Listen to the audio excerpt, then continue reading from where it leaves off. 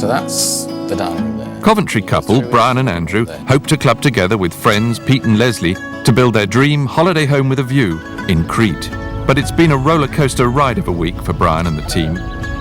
Having finally agreed on the right plot, it looked as though local planning regulations would scupper Brian's idea for a giant hydraulically operated picture window. So you're actually saying to me that we cannot have this window? Yes. And 90% they will say no. 99%. And there are tears before bedtime. But then enter local hero Mikhailis, an architect who believes he can see a way of getting the window past the planners. So I don't see why they shouldn't accept this. Yeah? Right. Cue more tears of joy this time. But back in England, they're in for yet another shock. Don't think he's going to like that.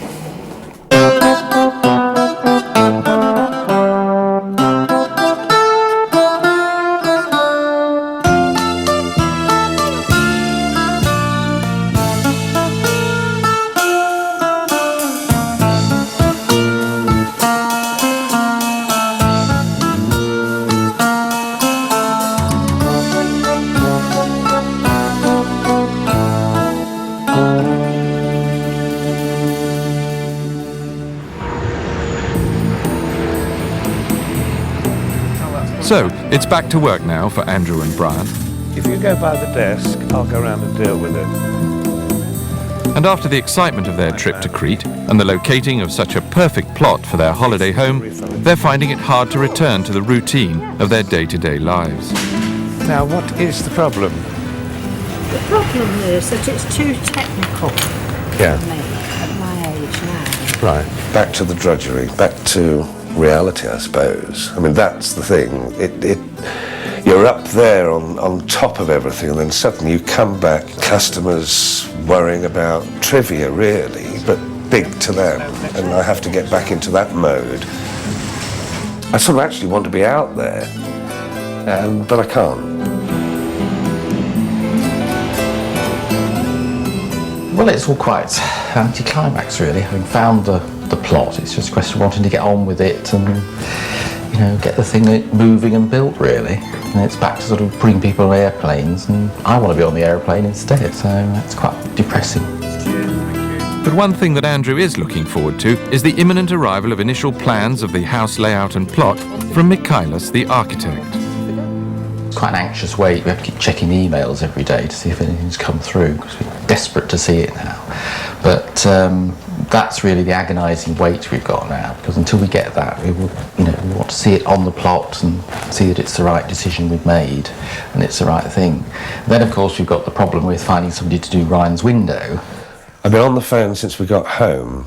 I've rung probably nearly every glass company I can imagine, then have landed on one that suddenly said, yes, come in and see us, we want to talk to you. So we're going to see Solar Glass at the end of the week, and I'm confident. I think they'll do it. Pete and Lesley, meanwhile, have returned to their house in Wales, which they bought as a shell 2 years ago. They're both retired, and for them, the working day consists of much-needed home improvements. We've been renovating houses for how long? Most of our married life, it feels. And that's nearly 40 years. But, and unfortunately, every time I finish one, I've moved. You know, I've said, oh, right, we've done it, we'll move. But Leslie's put a foot down there. The only way I'm going out here is in a box. They are both greatly relieved that their trip to Crete went so well, and are now looking forward to moving ahead on the project with Brian and Andrew. All in all, we've had a good week, we've had a bit of fun. You know, it hasn't been, that traumatic trying to find somewhere. Now we've found the absolute magic place. I think it's made all the disappointments of the early part of the week absolutely, pale into insignificance. And I feel happy as well, the fact that the four of us, we still got on really well. And I think with all the trials and tribulations we went through this week, we still managed to laugh at the end of it, and I feel quite happy about going out there with them. Anyway, I think instead of worrying about that one, we better get on with this one. I should be glad when this perishing lot's finished.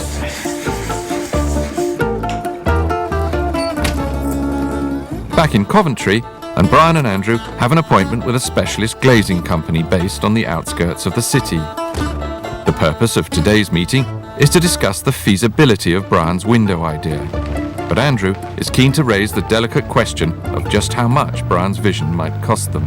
You sort of looked at about a patio door and sort of £5,000 and maybe add a bit on to 7.5. Do we have a ceiling where we would say that's too much, we're not going to do it? Do we have an upper limit? Brian knows that price will be a make or break factor for his window. Are we going to say if it's more than 10,000 it's a non-starter? Can't be that much, surely. Either way, today's meeting will be crucial to Brian's vision. And like nervous schoolboys outside the headmaster's study, they wait for their appointment. Brian. Hi. Yes, I'm Brian. John Harvey. Andrew.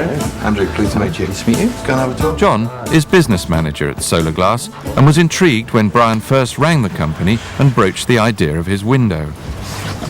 We've seen this plot. It gives us a vision of the lake, the mountains, and the bay. Yeah, the view there you've got is superb.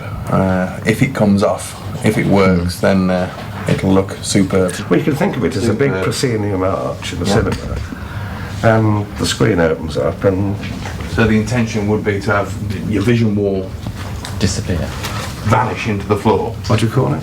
A vanishing vision wall. Vanishing vision. Obviously. Press the button, down into the ground it goes, Yeah. and you walk out onto your patio. That's exactly it. Okay.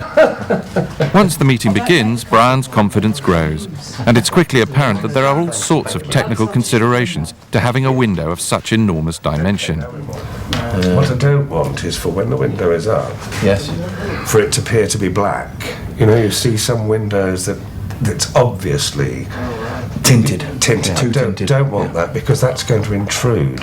Understood. Well, this is filling the picture in more with everything you say. Once we've done the thermal model, we'll know what the external temperature is. Internal temperature's got to be, and we can also do coatings that keep heat in the winter. And out in the summer. Correct. Amazing. And we also need, silly thing, we also need to know what we have to do to clean it. Well, yes.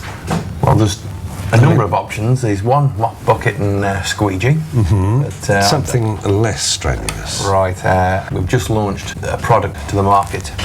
It's a coating on the external face of the glass unit. It reacts with the water when it's rained on, and it actually self-cleans. Self-clean. So you've got a self-cleaning window. Self-cleaning window. A self-cleaning window, yes. To Brian's delight, John seems unfazed by any of his requirements. From what I've seen, it's feasible. We've done similar projects up to design stage before. It is? I think so. Yeah? Yeah. But when you say, has anyone actually done it? We've never delivered one. You haven't? No, we've always took them right to the edge of startup, but never actually delivered one. Why have they stopped? It's always been an issue of cost. Oh. Ballpark figure? We could give you a budget cost, but what I'd rather do is build the cost up correctly rather than just scare you off. I'm feeling a bit scared now. Brian, they're not cheap. Are there any constraints on the budget for this?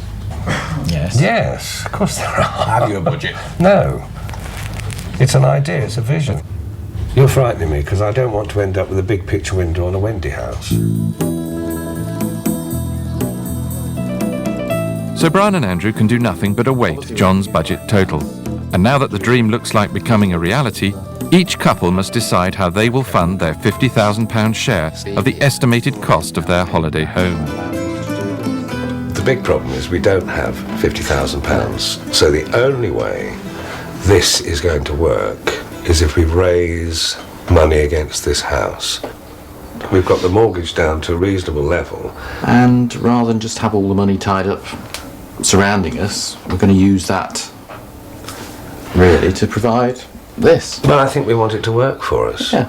Because we work hard, and I think it's important that it's very nice to say, oh, you've got a fabulous house that's worth a fortune, but what good is it? You live in it, you sleep in it. Most of the time we're actually at work. The principal amount of money is going to come from the sale of our narrowboat, but not until later in the year. I'd like to see 45 grand, but you know, if it gets down to sort of 35, then we'd be a bit pushed. We hope that Andrew and Brian will be paying the first instalment, you know, so it gives us a bit more time to sort of get the boat prepared. That way we can realise as much as we can from it. Yeah. You know, Brian understands the fact that we've got a time frame. We need the boat for the summer, if only just to have the final trip on it. It's going to be quite a wrench because we bought the boat after my father died with the money that he left me. But the way I'm trying to look at it now is that, all right, we'll be getting rid of the boat, but we're still going to have the holiday property that he would have financed. You know, so I say it's an adventure. It's not something that everybody gets the chance to do, and we're going to take it with both hands. Yeah.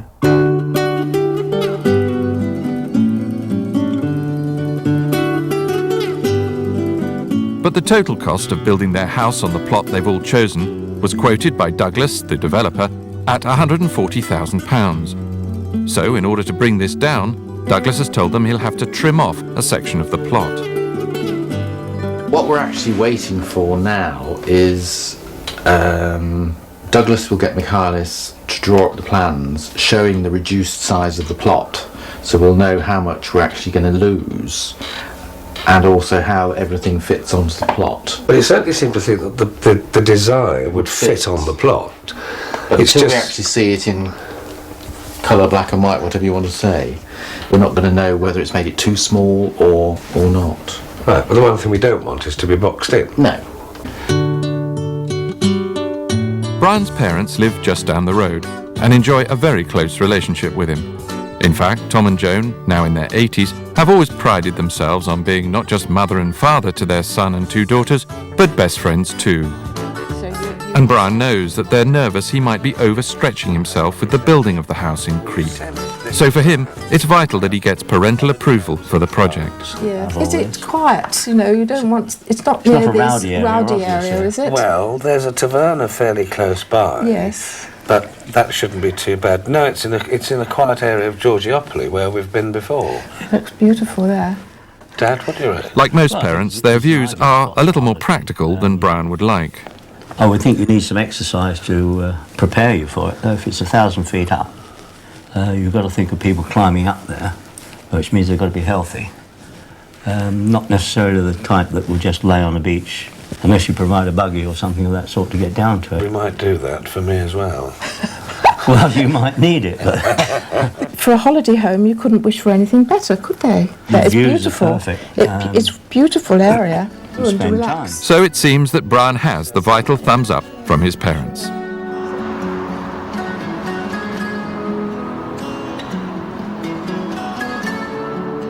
It's now nearly a month since they returned from Crete, and Michaelis' plans finally arrived by email very late last night.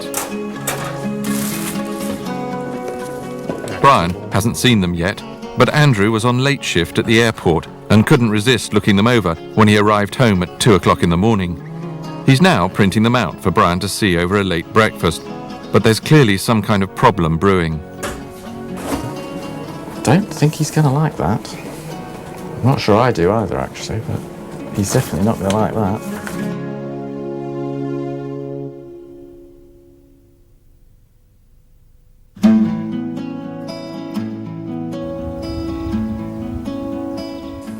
Brian and Andrew have finally received the architect's plans for the house layout from Crete. But having checked them over very early that morning, Andrew knows that Brian is in for a surprise. I don't think that house fits that plot. It's too tight to the sides. And when did you come up with this decision? Well, it's been sort of troubling me overnight. That plot is just slightly bigger than the house plot we're on here.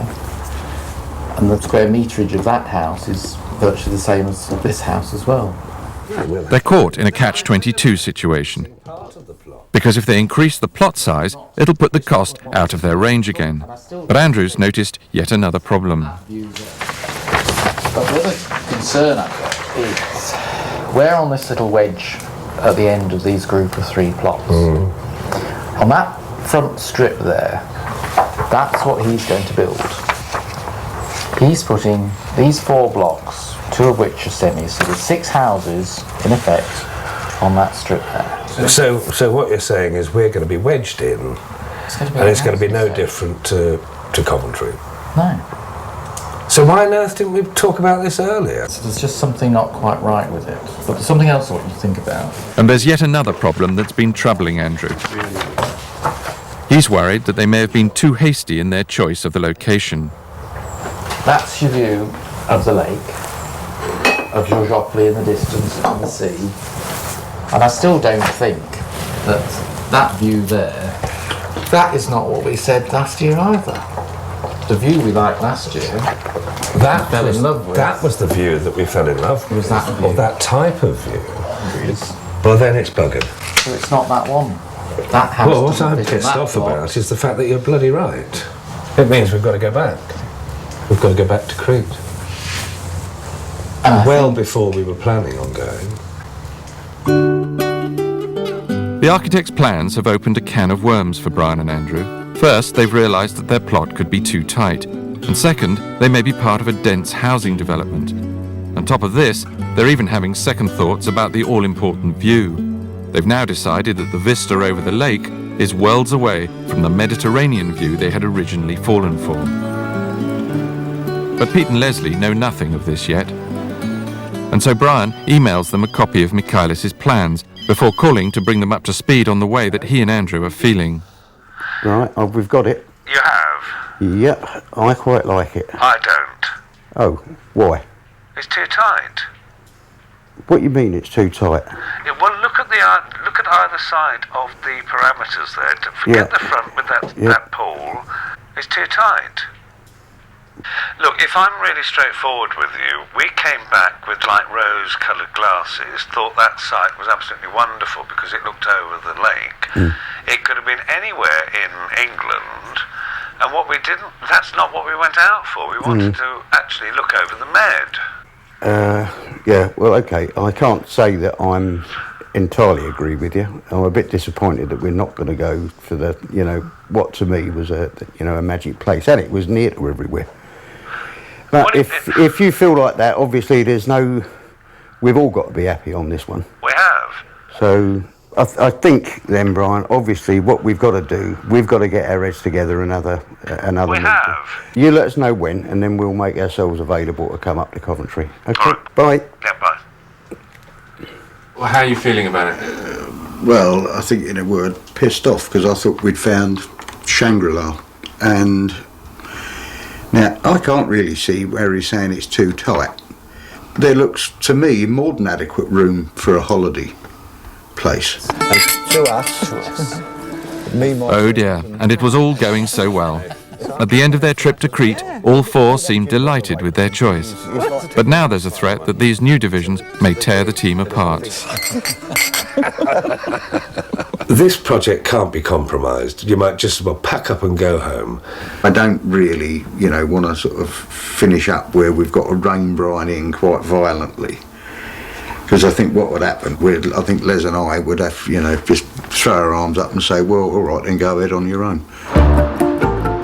There is, however, some potentially good news in amongst the chaos. John Harvey has called and he's completed the feasibility study and cost calculations for Brian's window. There you are. At last, Brian is able to see his vision fully realised on paper. It's a heartwarming moment after the setbacks of the past couple of days. There. Plan is that your external wall will drop down there. On these lay shafts, gearboxes, it's driven by this motor. One button operation. And then that gives you the free, open, outside, inside look that you've requested. Pleased? Yeah, that's it. Yeah. Absolutely it. It's clear that John's team have been totally thorough in their calculations and assessments. One lay shaft. What we've done to produce, your worry and concern about the window vibrating. We've increased the external glass thickness to make sure that there's no vibration. So it's not going to move much at all then? No, it's a very solid bit of kit. And this is all the different stresses, is it? That's correct, yeah. It obviously moves less around the edge. Right. It's a big project, though, and John is keen to ensure that they understand fully the scale of the window that they've asked for. Right. That we just bolt Is that sort of a similar idea? To well, the that size? there is 4.1 metres wide. Right. And 2.3 high. So really, probably so in all ends, about the right that's about the width, size of the window. We're also using... Having now grasped the full extent of the work that needs to be done, they're even more desperate to have an answer to their $64,000 question, though obviously at a fraction of that cost. This looks all very good, but the end thing is how much? We're talking budget costs of circa £38,000. What? 38,000. Staggeringly, the price equates almost exactly to $64,000. Brian is rendered speechless. In the glass.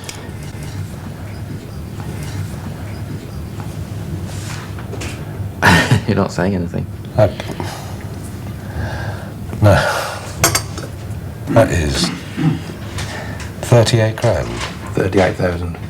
There's your full spec describing exact specification, what you're getting for your money. While John has obviously done his maths very carefully, the full weight, or rather cost, of what Brian has been dreaming of renders it highly unlikely that they'll be able to proceed. We've done all our calculation programs on the glass. We've got the engineer for the mechanics of it. It sounds straightforward when you first start. There's more to it, particularly the engineering side. Still overcome with shock, Brian feels the overwhelming need for fresh air, leaving a somewhat awkward Andrew to pick up the pieces. This is. I think you've got more of an appreciation of the engineering and the cost of it. Well, I think so. Yes. Brian's vision, isn't it? He's very much the one that's seen this vision, wants the window to go up and down, but doesn't appreciate what's involved in doing it. The real world. Yeah, if you like. I mean, that's not to say he doesn't see these things, but he obviously sees the end product, goes straight for that, and it's how you get there, which is the bit that he doesn't always see. It's been a difficult few days. After the initial success of their trip to Crete, it now looks as if all Brian's plans are in pieces. It's almost to say the dream's not going to happen at all, you know. Which would be a real disappointment.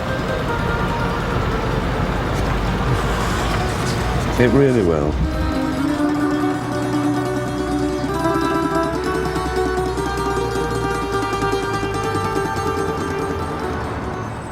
With the four of us putting the money in together. In the next programme, Brian has the unenviable task of breaking news of the cost of his window to Pete and Lesley. 38,000. Good God. No way. You're joking. No way. That's 9 grand less than I paid for an entire house. But then Brian and Andrew return to Crete and find an ingenious way of checking the view from a new plot. This is from our lounge. And this time, Brian is in no doubt that they've got it right. That really is it. We found it.